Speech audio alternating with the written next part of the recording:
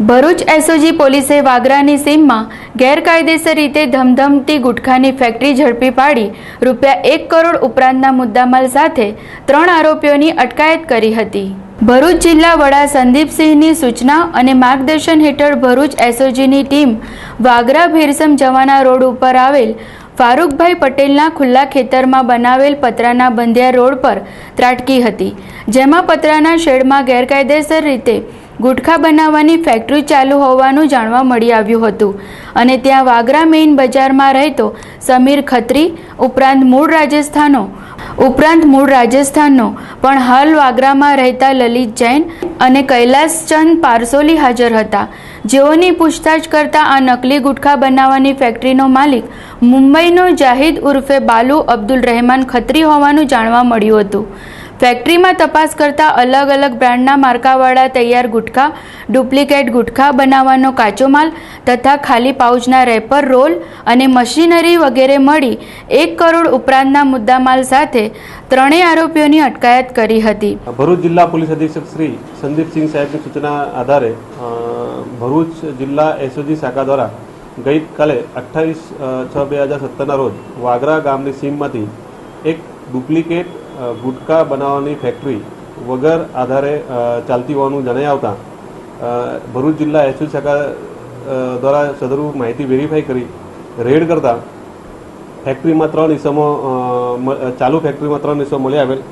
સમીર ઇબ્રાહિમ ખત્રી એ જે વાગરા તાલુકાનો વતની છે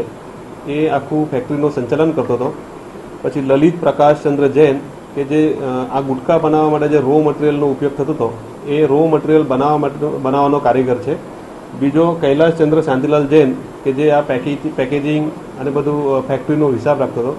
વધુ ખાતરી કરતાં આ ટોટલ ફેક્ટરીનો જે સંચાલન છે એ મુંબઈ મુકામે રહેતા જાહિદ ઉર્ફે બાબુ અબ્દુલ રહેમાન ખત્રીનો હોવાનું જણાવેલ છે, જેની ધરપકડ કરવાના ચક્રો ગતિમાન કરવામાં આવેલા છે। આ મોડસ ઓપરેન્ડીમાં વાગરા ખાતે RR KK અને ડબલ એક્કા નામની બ્રાન્ડનું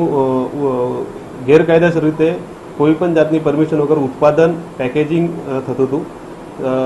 વાગરા ખાતે પેકેજિંગ થયા બાદ આ જે ગુટખા છે મુંબઈમાં આ જે જાહિદ છે એના દ્વારા અલગ અલગ જગ્યાએ જ્યાં વપરાશ કરવામાં આવતો તે જગ્યાએ ડિસ્ટ્રીબ્યુટ કરવામાં આવતું હતું। એસઓજી શાખા દ્વારા આરોપી વિરુદ્ધમાં ઇપીકો કલમ 420, 482, 483,